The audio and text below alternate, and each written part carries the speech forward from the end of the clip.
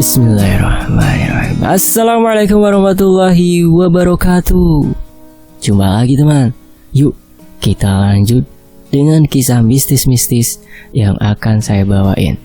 Ya, kali ini saya akan membawakan kisah dari V111. Untuk teman-teman yang pengen tahu kisah dari beliau yang lainnya, teman-teman bisa masuk ke deskripsi dan sentuh atau klik linknya. Nanti teman-teman akan melihat kisah-kisah yang lain dari V111.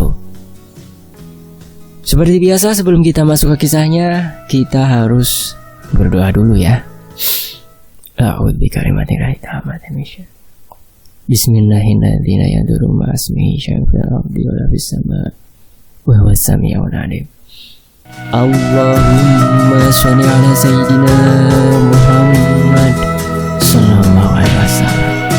Ini dia selengkapnya. Perjalanan napak tilas mengantarkan penghuni gunung perahu yang tersesat.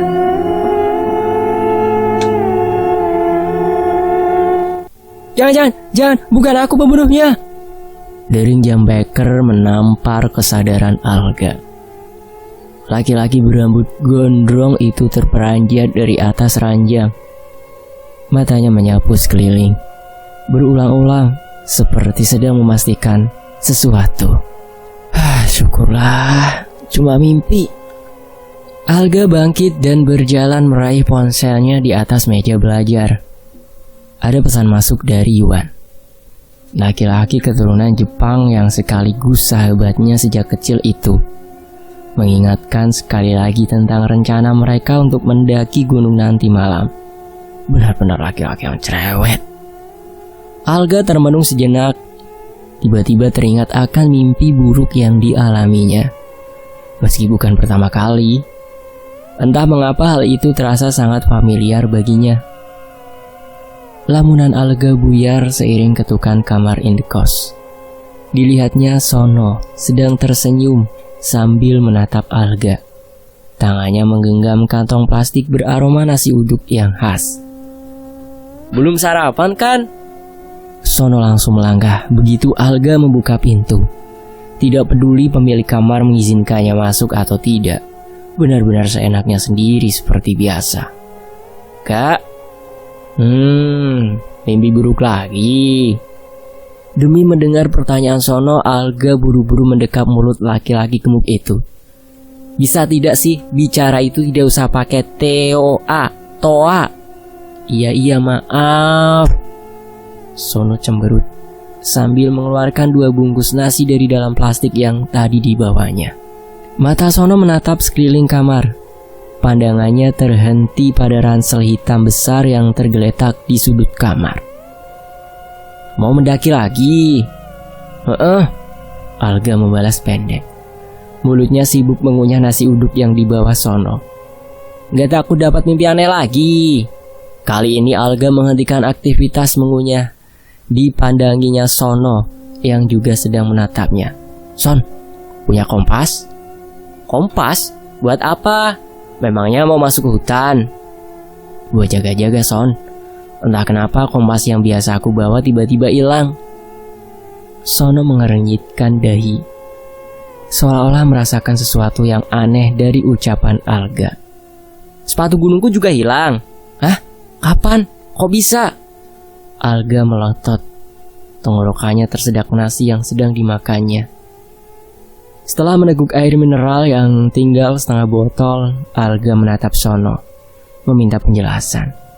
Gimana ceritanya, Son? Gak tahu. Kok bisa hilang? Iya, terakhir kali aku memakainya tahun lalu waktu jalan-jalan ke Dieng bersama teman-teman satu jurusan. Setelah itu seingatku sepatu itu kumasukkan ke dalam kardus bekas mie instan, lalu kusimpan di dalam lemari. Entah kapan tepatnya benda itu hilang.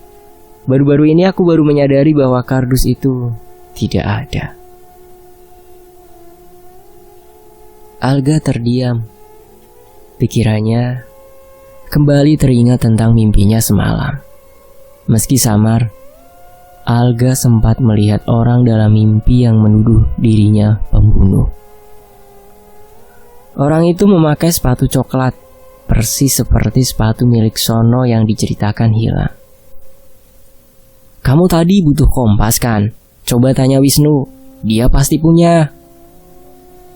Dan setelah sarapan, Alga melangkah menuju kamar Wisnu. Diketuknya pelan pintu yang dipenuhi stiker bergambar anime One Piece itu. Ada apa? Pemilik kamar keluar sambil menenteng laptop. Matanya masih terpaku menatap layar. Entah apa yang sedang dikerjakan. Boleh aku masuk? Wisnu menatap Alga sambil membetulkan kacamatanya. Dipandanginya Alga dari ujung kepala hingga kaki berkali-kali sebelum akhirnya mengangguk pelan.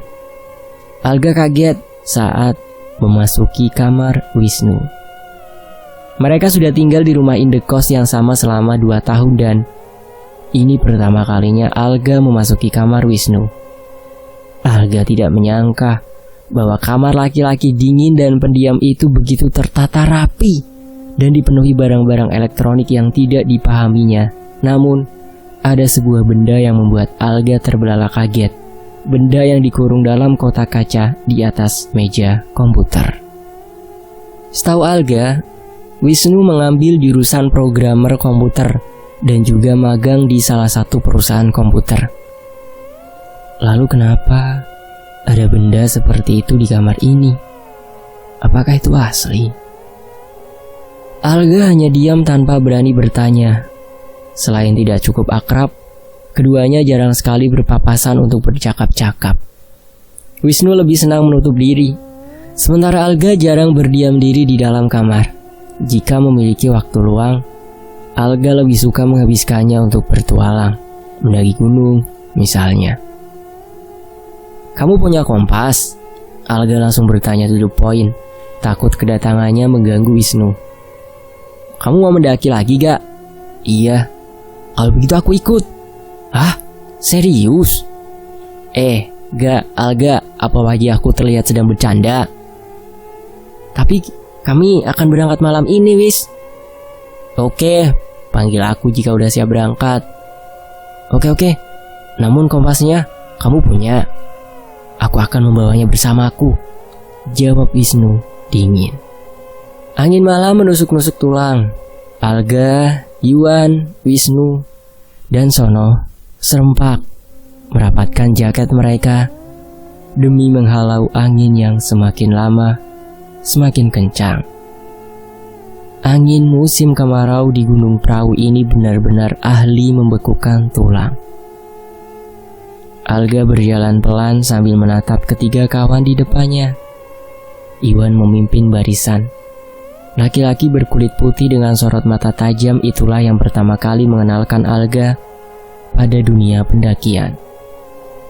Alga masih ingat betul pengalaman mendakinya yang pertama. Kala itu dirinya nyaris saja kehilangan kaki kiri karena jatuh terperosok di bibir jurang. Namun, justru pengalaman itu membuatnya semakin menyukai kegiatan mendaki gunung. Tiba-tiba terdengar langkah kaki berat dari arah belakang. Alga bergegas mengarahkan senter, mencari tahu siapa yang sedang berjalan di belakangnya. Wisnu yang kebetulan melihat Alga membalikkan badan buru-buru, menarik tangan Alga, menyuruh meneruskan langkah.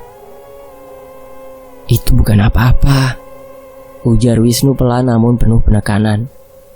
Bagaimana kamu tahu? Diam, jangan terpancing hal-hal aneh lagi, atau kamu akan... Apa yang terjadi? Iwan menghentikan langkah. Dipandanginya Wisnu dan Alga yang sedang bercakap-cakap pelan. Tidak ada, ayo lanjut. Alga menjawab sambil mengepalkan tangannya ke udara. Sambil melangkah, Alga diam-diam memandang Wisnu yang berjalan di depannya. Benar rumor yang beredar. Laki-laki berkacamata ini memang aneh. Langkah keempatnya melambat pada menit ke-60. Tanpa alasan yang jelas, Sono yang berjalan di belakang Yuan tiba-tiba terempas ke tanah. Yuan yang sudah berjalan beberapa langkah di depan berbalik setengah berlari, sementara Alga sudah berlutut, menopang kepala Sono yang tidak sadarkan diri. Air, ambilkan air, ujar Alga dengan suara tercekat. Wisnu yang berdiri di belakang Alga dengan sigap menyodorkan sebuah termos kecil. "Ini panas, Nu," ujar Yuan dengan nada tinggi. Sang ketua itu memang sudah keberatan saat tahu Wisnu akan ikut serta. Sejak awal kuliah, Yuan dan Wisnu tidak pernah terlihat akrab. Mereka berdua selalu berbeda pemikiran. Mulai dari hal remeh-temeh soal cara memakan bubur hingga hal berat soal keyakinan. "Jangan banyak bicara, itu tidak panas tapi hangat, suhunya pas.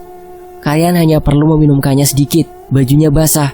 Kalian harus menggantinya, lalu selimuti dia," ujar Wisnu tegas. "Tapi, lakukan saja sialan, jangan membuang-buang waktu." Alga tersentak kaget. Baru kali ini dirinya melihat Wisnu semarah ini. Dengan tangan gemetar, Alga meminumkan air dari termos ke mulut Sono yang terlihat sangat pucat. Setelah itu dengan dibantu Yuan, keduanya mengganti baju Sono yang basah.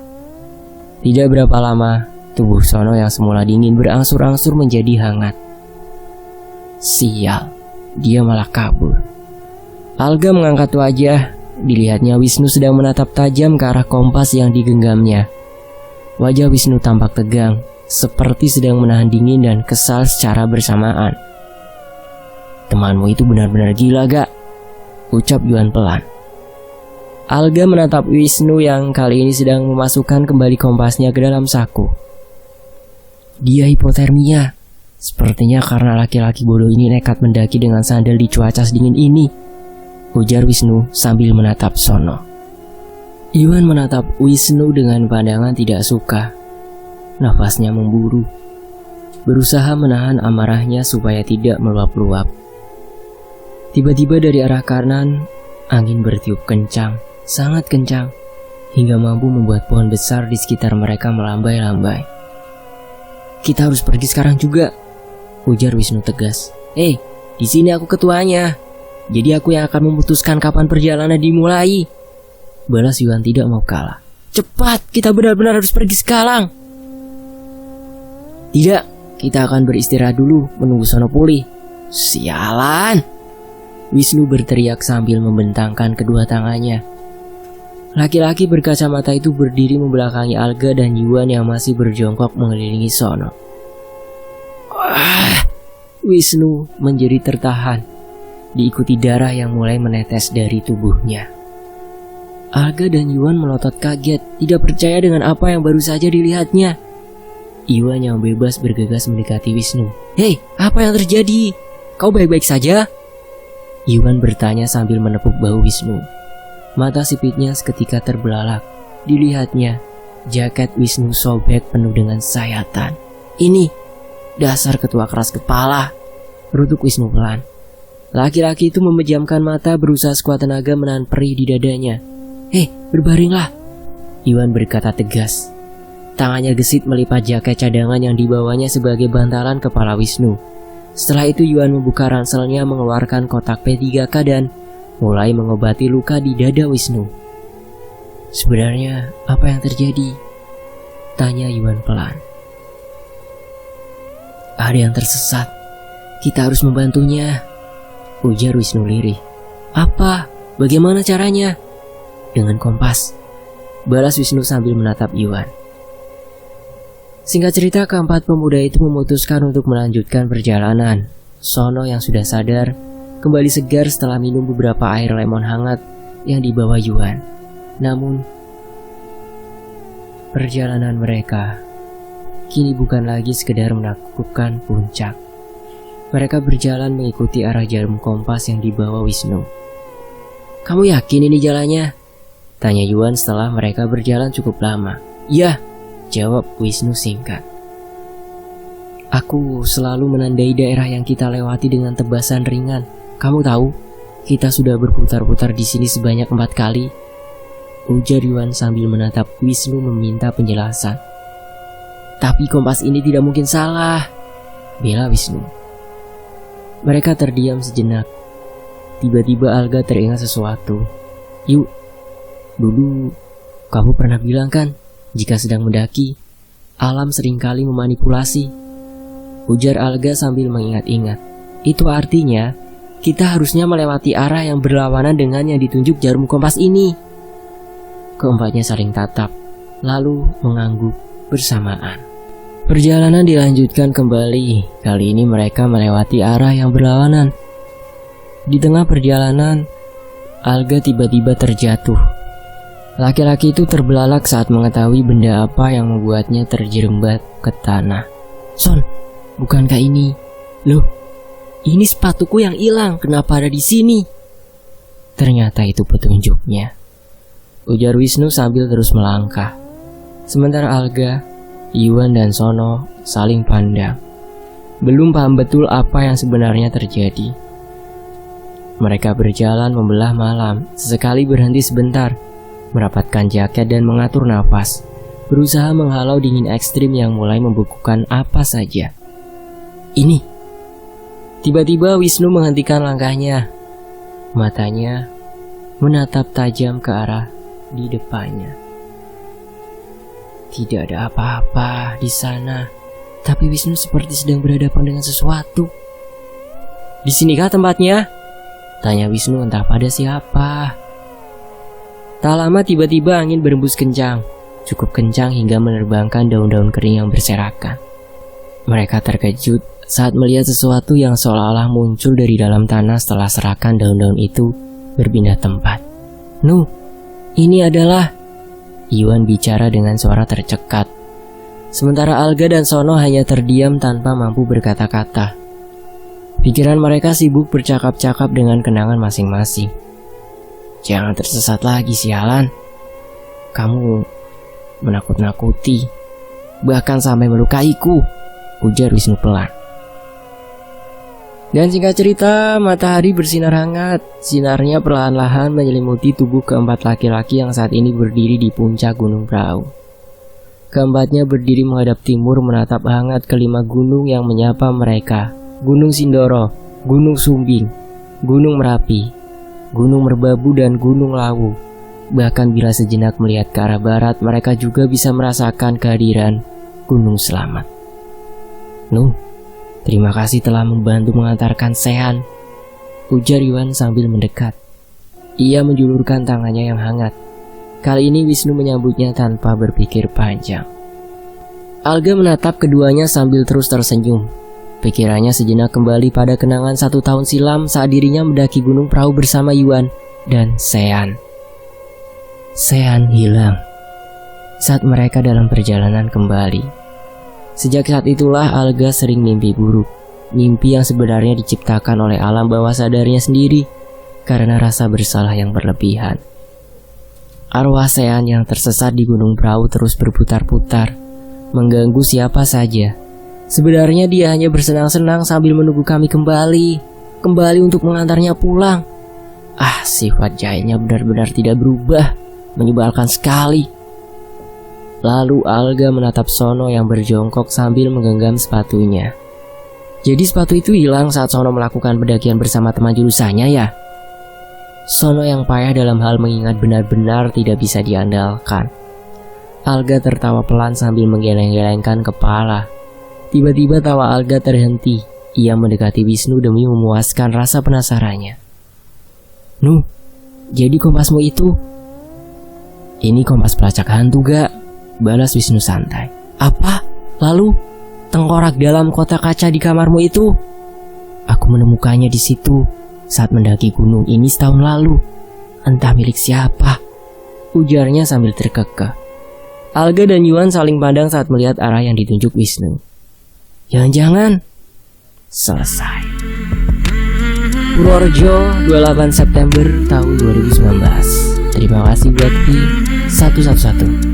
Dan terima kasih buat teman-teman yang udah mau nyimak kisah ini di sini, dan saya pamit undur diri. Sampai jumpa di kisah lainnya. Wassalamualaikum warahmatullahi wabarakatuh. Tetap di Fakta Sejarah.